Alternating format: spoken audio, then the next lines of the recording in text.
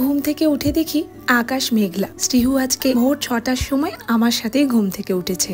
ওর বাবা ফিরে এসেছে ডিউটি থেকে 6:30টার সময়। এবার শ্রীহুর দায়িত্ব ও। এদিকে গতকাল যে ফলগুলো এনেছিলাম ওগুলোকে প্রথমে গুছিয়ে রাখলাম, এরপর শ্রীহুর ব্রেকফাস্ট রেডি করলাম। দিয়েছিলাম ওকে চিড়ে, সাথে খেজুর আর কলা। 8:30তেই আজকে ওর ব্রেকফাস্ট কমপ্লিট করিয়ে দিয়েছিলাম। এরপরও ঘুমিয়ে গিয়েছে। এরপর বাড়ির টুকিটাকি কাজ সারলাম। এখন রেডি করব ব্রেকফাস্ট। তবে তার আগে দুজনের জন্য 2 গ্লাস শরবত বানালাম। নিয়েছিলাম কতিলা আর সাথে চিয়া সিডস, পরে অবশ্য কিছুটা মধুও অ্যাড করেছিলাম। সাথে নিয়েছি গত রাতে ভিজিয়ে রাখা মুগ আর সাথে বাদামও। প্রায় 15 দিন পর সকালবেলা একসাথে ব্রেকফাস্ট করবো আজ, তাই ভেবেছিলাম স্পেশাল কিছু বানাবো, কিন্তু সেটা আর হয়নি সময়ের অভাবে। ওই চটজলদি চিড়েটাকে ভিজিয়ে রেখেছিলাম 5 মিনিটের জন্য, তাতেই গরম করা দুধ আর কলা দিয়ে ভালো করে মেখে নিয়েছি।